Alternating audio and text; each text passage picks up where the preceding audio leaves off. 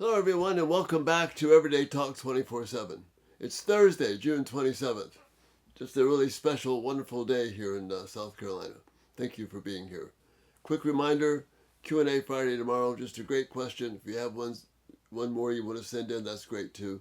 But look forward to Q&A Friday with you tomorrow. We're going to take another look at Psalm 62 tonight. Understand that hope is for the future, but perhaps more importantly, for right now, where you and I live right now with the things that we deal with every day. So the title for the video tonight is Hope, God's Answer for Stress. And we live in a stress-filled world, in a stress-filled time, whether you talk about globally or we talk about personally. Stress is everywhere. We have more stuff and we have more stress. But David talks about a situation that is full of stress. That's what this psalm is about. You find it in just two verses, in verses 3 and 4. That's why it might be easy to miss, and we think about hope as something, in the great beyond. But it's for right now. Listen to what David says. This is the reason for his writing this psalm. And this is why I say that hope is God's answer to stress. So verse 3, so many enemies against one man, all of them trying to kill me. To them I'm just a broken down wall or a tottering fence. They plan to topple me from my high position. They delight in telling lies about me. They praise me to my face, but curse me in their hearts. We can relate to that, can't we? We know the sting of that. We know the reality of that. We know the stress of these things that David's talking about. So many enemies trying to kill him. They think nothing of him. They have no regard for him. He's just a broken down wall, an old rickety fence. Their plan is just to take him out, and then they lie about him. That's pretty painful when someone lies about us. He says, they praise me to my face, but curse me in their hearts.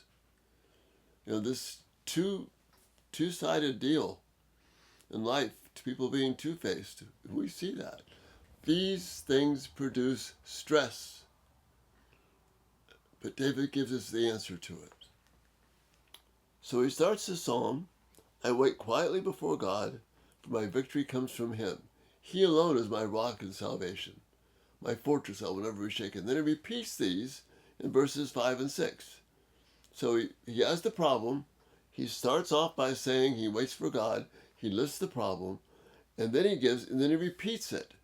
Let all that I am wait quietly before God, for my hope is in him. Only this time, for my victory comes from him. Now he says, for my hope is in him. Right now, he alone is my rock and my salvation, my fortress where I will not be shaken.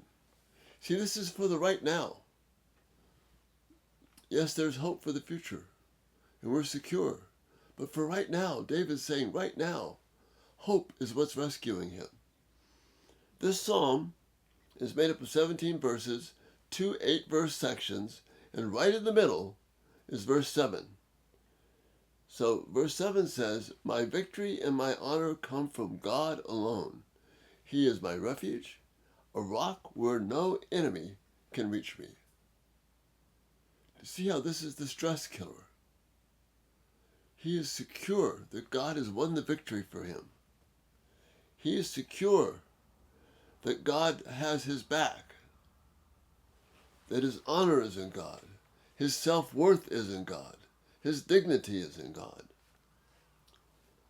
Verses 9 through 12 talk about how people try and solve stress problems the way that the world does.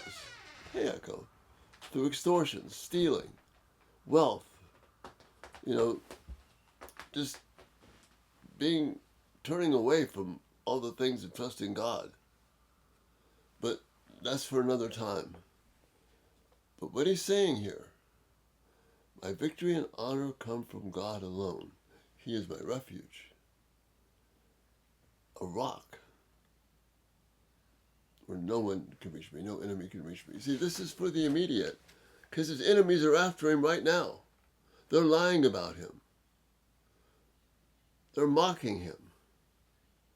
They're trying to take him out, both figuratively and literally. Stress for sure. But David is comforted that his victory and his honor come from God alone, not from the evaluation of people, not from the praise of people, not from his circumstances changing, but knowing for sure that God is his hope, his rock, his place of safety. Hope is the answer to stress. It's God's answer for stress, because God has committed himself to us. Yes, we're secure in the future, and that's a blessing we can't even begin to calculate how wonderful that is, no matter what happens to us. But right now, in the here and now, in the midst of people mocking us, in the midst of things not going well, when life seems to overwhelm us, when it seems to crush us, when no one really seems to care, David is saying that his victory, his honor come from God. He is my refuge, a rock where no one can reach me. Verse 80 says, he pleads with the people, O my people, trust in God at all times. Pour out your heart to him, for God is our refuge. And brothers and sisters, this night, pour out your heart to God. Trust his word. David trusted in God's word. And he looked to God and trusted God's word in the immediate. That by being faithful to God, that's his safe place. Let the enemy storm around and do whatever they want to do. God is his help, his strength, his peace, his sense of self-worth and honor is all bound up in the faithfulness of God. Let all that I am wait quietly before God, for my hope is in him. My victory and my honor come from God alone, not from all this other stuff. He is my refuge, a rock where no one can reach me. That's the confidence when the stresses of this life come.